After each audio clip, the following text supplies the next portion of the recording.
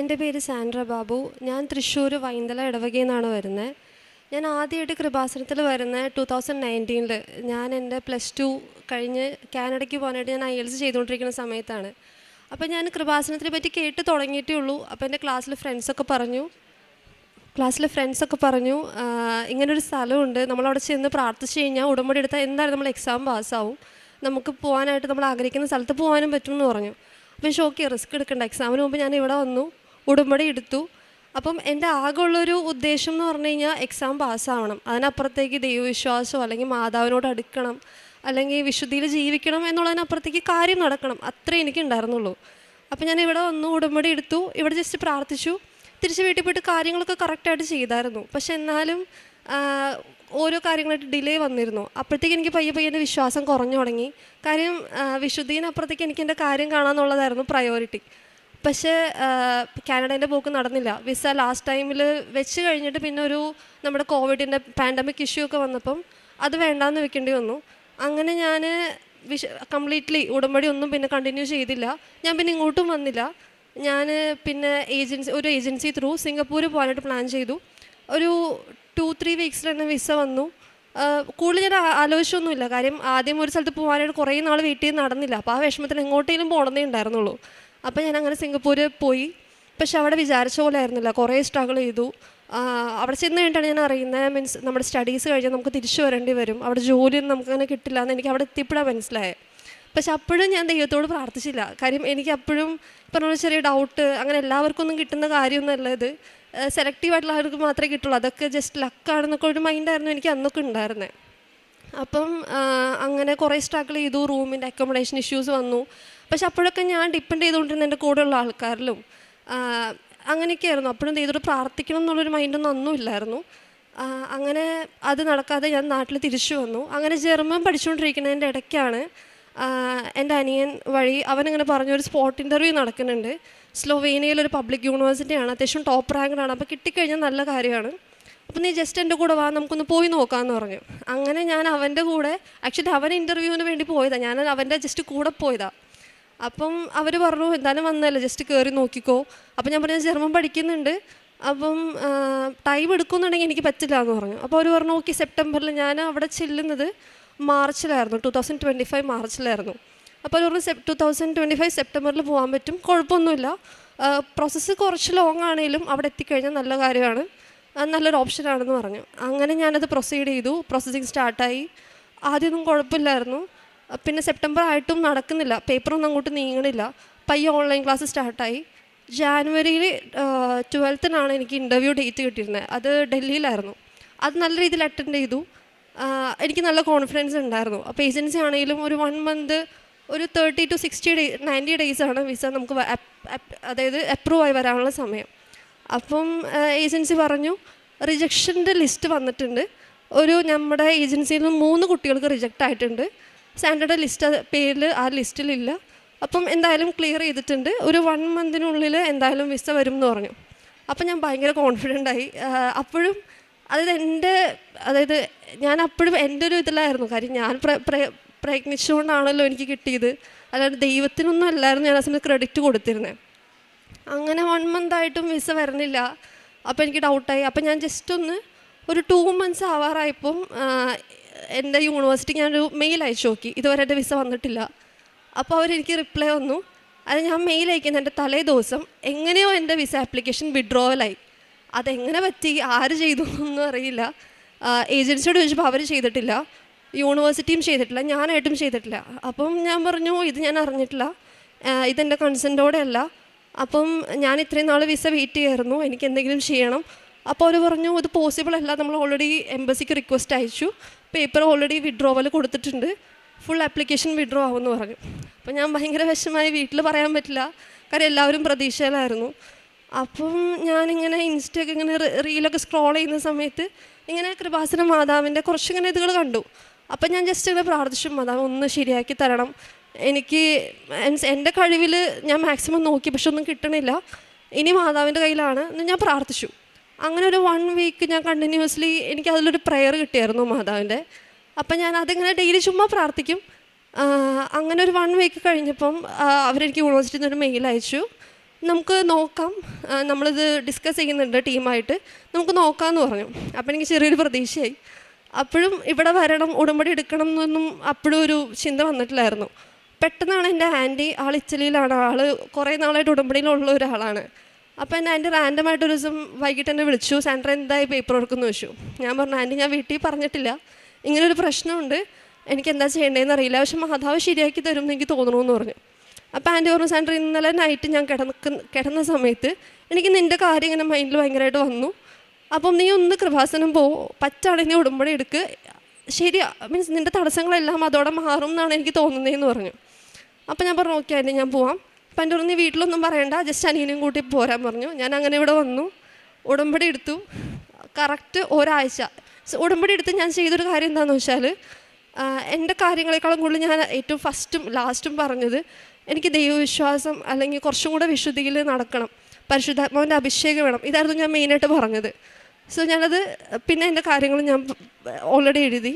So ഇവിടെ വെച്ച് ഞാൻ പറഞ്ഞു, അത് എനിക്ക് ഇന്ന ആവശ്യങ്ങളുണ്ട്, എനിക്കത് തരണം. അതിനുശേഷം എനിക്ക് ഭയങ്കര ഒരു കോൺഫിഡൻസ് ആയിരുന്നു. കാര്യം അന്ന് അച്ഛനിവിടെ പറഞ്ഞിരുന്നു, നിങ്ങൾ വിശ്വസിച്ച് ചോദിക്കുന്നത് എന്തും കിട്ടും. മീൻസ് നമ്മുടെ സ്വന്തം അമ്മ കൈവിട്ടാൽ പോലും യേശു നമ്മളെ കൈവിടില്ലെന്നാണല്ലോ നമ്മൾ കേട്ടിട്ടുള്ളത്. സോ എൻ്റെ പപ്പ ഞങ്ങളൊരു മിഡിൽ ക്ലാസ് ഫാമിലിയാണ്. അപ്പോൾ ഞാൻ എന്ത് ചോദിച്ചാലും അവരവരുടെ കഴിവിൻ്റെ പരമാവധി ചെയ്തു തരുന്ന ആൾക്കാരാണ്. അപ്പോൾ നമ്മുടെ പാരൻസ് അത്രയും നമുക്ക് ചെയ്തു തരുന്നുണ്ടെങ്കിൽ നമ്മൾ ഇത്രയും യേശു ഓൾറെഡി നമുക്കൊരു വാഗ്ദാനം തന്നിട്ടുണ്ട്. അപ്പോൾ നമ്മൾ എന്തിനാണ് ഡൗട്ട് ചെയ്യുന്നത് എന്നൊരു തോട്ട് എൻ്റെ മൈൻഡിലിങ്ങനെ വന്നു. അപ്പോൾ അന്ന് ഞാൻ ഇവിടെ വെച്ച് പ്രാർത്ഥിച്ചിട്ട് ഞാൻ പിന്നെ വീട്ടിൽ പോയിട്ട് എനിക്കിത് തരണം എന്ന് ഞാൻ പറഞ്ഞിട്ടേ ഇല്ല. ഞാൻ വീട്ടിൽ ചെന്നു, ഒരു ബുക്ക് എടുത്ത് ഞാനിങ്ങനെ എഴുതി, ഇന്ന ആവശ്യങ്ങളാണ്, ഈ മന്തിനുള്ളിൽ എനിക്കത് സാധിച്ച് തന്നതിന് താങ്ക് യു. പിന്നെ അവിടെ നിന്ന് എല്ലാ ദിവസവും ഞാൻ പ്രാർത്ഥിക്കുമ്പം ഞാനിങ്ങനെ താങ്ക് യു പറഞ്ഞിട്ടാണ് പ്രാർത്ഥിക്കുക. എൻ്റെ വിസ അപ്രൂവ് ആയി, ഇന്ന ദിവസം ഞാൻ പോവും, അല്ലെങ്കിൽ ഈ മന്ത് ഞാൻ പോവും. അതുപോലെ എൻ്റെ ഫ്രണ്ട്സിൻ്റെ അപ്രൂവ് ആയി. ഒരിക്കൽ പോലും ഇവിടെ, അതായത് ഈ ആൾക്കാരിൽ ഞാൻ പ്രാർത്ഥിച്ചതല്ലാതെ എനിക്കിത് തരണം, എനിക്കിത് വേണമെന്ന് ഞാൻ പറഞ്ഞിട്ടില്ല. ഞാൻ എല്ലാം താങ്ക് യു പറഞ്ഞിട്ട് ഞാൻ പ്രാർത്ഥിച്ചിട്ടുള്ളൂ. ബിക്കോസ് നമ്മൾ പിന്നെയും ചോദിച്ചു കഴിഞ്ഞാൽ നമ്മൾ ഡൗട്ട് എന്നാണ് എൻ്റെ ഒരു വിശ്വാസം ദൈവത്തിന്. അപ്പം നമുക്ക് അത്രയും വിശ്വാസമുള്ള ഒരാളോട് നമ്മൾ ചോദിക്കുമ്പോൾ അവരെന്തായാലും തരും. അപ്പം ഇച്ചിരി വൈകിയാണെങ്കിലും കിട്ടുമെന്ന് എനിക്കറിയായിരുന്നു. അങ്ങനെ 1 വീക്കിൽ എഗെയിൻ എൻ്റെ വിസ പ്രോസസ്സിങ് സ്റ്റാർട്ടായെന്ന് യൂണിവേഴ്സിറ്റി പറഞ്ഞു.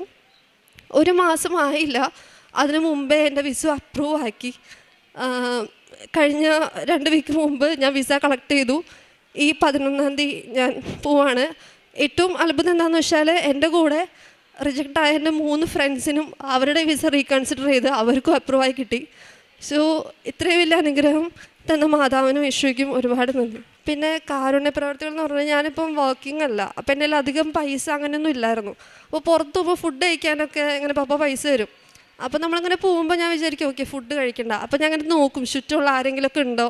അപ്പോൾ വല്ല അമ്മമാരോ അല്ലെങ്കിൽ വയ്യാത്തവരൊക്കെ ഉണ്ടെങ്കിൽ ഞാൻ അവർക്ക് കൊണ്ട് ജസ്റ്റ് സംസാരിക്കും, സുഖമാണോ, എന്തൊക്കെയുണ്ട് വിശേഷം. അപ്പോൾ അവരെന്തെങ്കിലുമൊക്കെ പറയും. അപ്പോൾ അവരുടെ കയ്യിൽ കൊണ്ട് പൈസ കൊടുത്തു തരും. അപ്പോൾ ചെറിയ പൈസ ആയിരിക്കും, എന്നാലും എന്നെക്കൊണ്ട് പറ്റുന്ന പോലെ ഞാൻ അങ്ങനെ കൊടുക്കും.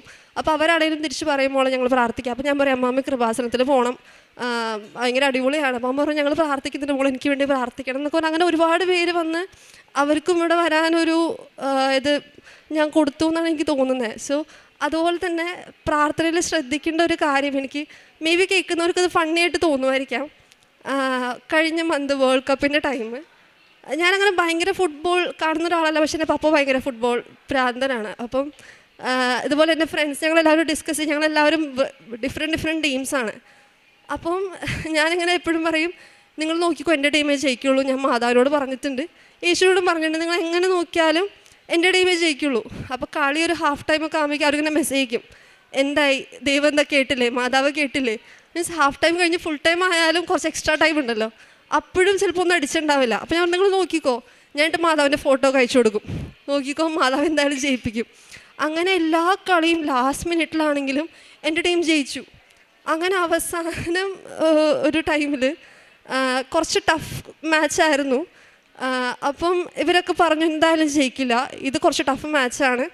അപ്പം ഞാനിങ്ങനെ അവസാനമായിട്ടും ഒന്നും അടിക്കുന്നില്ല, ജയിക്കുന്നില്ല. അപ്പോൾ ഞാനിങ്ങനെ യേശുവിൻ്റെ അടുത്ത് മാതാവിൻ്റെ ചെന്നിട്ട് പറഞ്ഞു, ഇത്രയും കളി ജയിപ്പിച്ചു, ഈ കളിയും കൂടെ തോറ്റ ഞാൻ നാണം കെടും. ഞാൻ ഓൾറെഡി എൻ്റെ ഫ്രണ്ട്സിനോടൊക്കെ പറഞ്ഞിട്ടുണ്ട് ഞാൻ ചോദിക്കണതൊക്കെ എനിക്ക് തന്നിട്ടുണ്ടെന്ന്. അപ്പോൾ അവരാണെങ്കിലും എന്നോട് പറയും, നീ പ്രാർത്ഥിക്കണം, പ്രാർത്ഥിച്ചാൽ കേൾക്കും. അപ്പം ഞാൻ ഇത്രയും ഡയലോഗൊക്കെ അടിച്ചിട്ട് ഈ കളി തോറ്റ് ഞാൻ നാണം കെടും. അപ്പം ഈ കളിയെങ്കിലും ജയിപ്പിക്കണം, അടുത്ത തോറ്റാലും കുഴപ്പമില്ല എന്ന് പറഞ്ഞു. പക്ഷെ ഞാൻ തമാശയ്ക്ക് പറഞ്ഞതാ. ആ കളി ജയിച്ചു, നെക്സ്റ്റ് കളി അവർ തോറ്റു. അപ്പം എനിക്കതിൽ നിന്നും മനസ്സിലായൊരു കാര്യം എന്താണെന്ന് വെച്ചാൽ, നമ്മൾ പ്രാർത്ഥിക്കുമ്പോൾ നമ്മൾ ഭയങ്കരമായിട്ട് ശ്രദ്ധിക്കണം. നമ്മൾ ചിലപ്പോൾ തമാശയ്ക്ക് പറയും, ഓക്കെ ഇതെങ്കിലും ഇങ്ങനെ നടന്ന് കിട്ടണം, അടുത്ത് കിട്ടിയില്ലെങ്കിൽ കുഴപ്പമില്ല. മീൻസ് അത് മേ ബി വിട്ടുകളയായിട്ടൊരു കാര്യമാണെങ്കിൽ പോലും അതിനുശേഷം ഞാൻ എപ്പോഴും ശ്രദ്ധിക്കും, ഞാൻ എപ്പോഴും പ്രാർത്ഥിക്കും, നല്ല രീതിയിൽ പ്രാർത്ഥിക്കാനോ അല്ലെങ്കിൽ ശരിയായിട്ടുള്ള രീതിയിൽ പ്രാർത്ഥിക്കാനോ എനിക്കൊരു കഴിവ് തരണം. അല്ലെങ്കിൽ എൻ്റെ കൂടെയുള്ളവർക്കും എല്ലാവർക്കും പരിശുദ്ധാത്മാവിൻ്റെ അഭിഷേകം കൊടുക്കണം. അങ്ങനെ യേശുവിനെ കൂടുതൽ അറിഞ്ഞ് നല്ല രീതിയിൽ പ്രാർത്ഥിച്ച് മുന്നോട്ട് പോകാനായിട്ടാണ് ഞാൻ പിന്നീട് എപ്പോഴും പ്രാർത്ഥിക്കാറും ശ്രദ്ധിക്കാറും. സോ ഇത്ര അനുഗ്രഹങ്ങൾ തന്ന ദൈവത്തിനും മാതാവിനും ഞാൻ ഒരുപാട് നന്ദി പറയുന്നു. സങ്കീർത്തനങ്ങൾ 91 അധ്യായം 4 വാക്യം. തൻ്റെ തൂവലുകൾ കൊണ്ട് അവിടെ നിന്നെ മറച്ചുകൊള്ളും, അവിടുത്തെ ചിറകുകളുടെ കീഴിൽ നിനക്ക് അഭയം ലഭിക്കും, അവിടുത്തെ വിശ്വസ്തത നിനക്ക് കവചവും പരിചയമായിരിക്കും. പരിശുദ്ധ അമ്മയുടെ പ്രത്യക്ഷീകരണ സാക്ഷിയായിട്ട് സാന്ദ്ര ബാബു തൃശ്ശൂർ തൻ്റെ അനുഭവ സാക്ഷി നമുക്ക് മുമ്പിൽ പങ്കുവെക്കുകയായിരുന്നു. ഈ മകളുടെ സാക്ഷ്യത്തിൽ നമുക്ക് പൂർണ്ണമായിട്ട് മനസ്സിലാക്കാനായിട്ട് സാധിക്കുക, ഉടമ്പടി കാര്യം നടക്കണമെന്ന ചിന്തയോടുകൂടിയാണ് മുമ്പോട്ട് വന്നത്.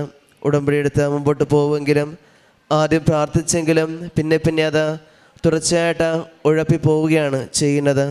പിന്നെ തുടർന്ന് പഠിക്കാനുള്ള കാര്യങ്ങളൊക്കെ മുമ്പോട്ട് പോകുമ്പോഴാണെങ്കിലും കാനഡയിലേക്ക് പോകാനുള്ള കാര്യങ്ങൾ അത് നടക്കാതെ വരികയും എന്നാൽ അതിന് സമമായിട്ട് തന്നെ സിംഗപ്പൂർ പഠിക്കാൻ പോവുകയൊക്കെ ചെയ്യുന്നുണ്ട്. എന്നാൽ അവിടെ ചെല്ലുമ്പോഴത്തേക്കും അക്കോമഡേഷൻ ആണെങ്കിലും മറ്റു കാര്യങ്ങളിലാണെങ്കിലും ഇപ്രകാരമാണോ അറിയിച്ചിരുന്നത്, ആ തരത്തിൽ നടക്കാത്ത രീതിയിലുള്ള ബുദ്ധിമുട്ടുകളുടെയും പ്രയാസങ്ങളുടെയൊക്കെയാണ് കടന്നു പോവുകയൊക്കെ ചെയ്യുന്നത്.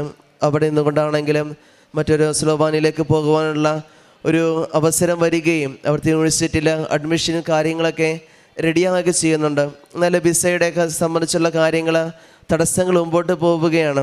എന്നാൽ ആപ്ലിക്കേഷൻ കൊടുത്ത ആൾക്കും അറിയാം, ഈ മോൾക്കും അറിയാത്ത തരത്തിലാണ് വിസ ആപ്ലിക്കേഷൻ അത് വിഡ്രോവലായിട്ട് തിരിച്ചു വരികയൊക്കെ ചെയ്യുന്നത്. അങ്ങനെ വളരെയേറെ സങ്കടത്തോടും ബുദ്ധിമുട്ടോടെയാണ് കടന്നു പോയെങ്കിലും വീണ്ടും തിരിച്ച് ഒരു ആൻറ്റിയിലൂടെയാണെങ്കിലും കൃപാസനത്തിലേക്ക് വീണ്ടും വരുവാനും ഉടമ്പടിയെടുത്ത് പ്രാർത്ഥിക്കുവാനൊക്കെ ആയിട്ട് തീരുമാനം. എന്നാൽ പ്രാർത്ഥിക്കുമ്പോൾ ഇപ്രകാരമാണ് പറയുക, എനിക്ക് കൂടുതൽ ദൈവവിശ്വാസവും അഭിഷേകം നൽകണമെന്നുള്ളതും അതോടൊപ്പം തന്നെ തുടർന്ന് പോകുമ്പോഴത്തേക്കും താൻ പ്രാർത്ഥനകൾ കുറിച്ച് വെക്കുമ്പോൾ ഇപ്രകാരം പറഞ്ഞു, അതെല്ലാം ദൈവം നൽകി അനുഗ്രഹിച്ചു, പരിശുദ്ധ അമ്മയിലൂടെ എനിക്ക് നൽകി അനുഗ്രഹിച്ചു എന്നുള്ള ഉറച്ച വിശ്വാസത്തോടു കൂടി എല്ലാം ലഭിച്ചു എന്നുള്ള വിശ്വാസത്തോടുകൂടി മുമ്പോട്ട് പോവുകയും ചെയ്യുന്നു. അതുകൊണ്ട് തന്നെ തനിക്കുണ്ടായ തടസ്സങ്ങൾ എന്തായിരുന്നോ അതെല്ലാം മാറിക്കൊണ്ട് വിസ കിട്ടുകയും തനിക്ക് പോകുവാനുള്ള അവസരങ്ങൾ പരിശുദ്ധ അമ്മ ഒരുക്കി കൊടുക്കുകയും ചെയ്തു. കാരണം പൂർണ്ണമായിട്ടും പ്രാർത്ഥനയോട് ചേർന്നുകൊണ്ടും ഉറച്ചൊരു വിശ്വാസം തന്നെയാണ് സാന്ദ്രബാബുവിന് ഉടമ്പടി ജീവിതത്തിലും പരിശ്രമയോട് ചേർന്നുകൊണ്ട് മുമ്പോട്ട് പോകുവാനും പരിശ്രമ അനുഗ്രഹങ്ങൾ കൊണ്ട് മുമ്പോട്ട് എല്ലാവിധമായ ക്രമീകരണങ്ങളും പരിശുദ്ധ അമ്മയിലൂടെ ഒരുക്കി കൊടുക്കുകയൊക്കെ ചെയ്തത്. മുമ്പോട്ട് പോകുമ്പോഴത്തേക്കുമാണെങ്കിലും ഇനിയും പരിശുദ്ധ അമ്മയുടെ സംരക്ഷണയിൽ മുമ്പോട്ട് പോകുമ്പോഴത്തേക്ക് പ്രത്യക്ഷണത്തിൻ്റെ സാക്ഷിയായിട്ട് ഇനിയും സാന്ദ്രബാബുവിനെ മാറ്റിയിട്ട് നമുക്ക് പ്രാർത്ഥിക്കാം.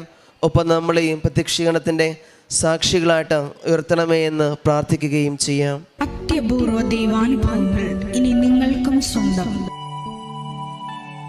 ഈ യൂട്യൂബ് ചാനൽ ഇതുവരെ സബ്സ്ക്രൈബ് ചെയ്തിട്ടില്ലെങ്കിൽ ഇപ്പോൾ തന്നെ സബ്സ്ക്രൈബ് ചെയ്യുക.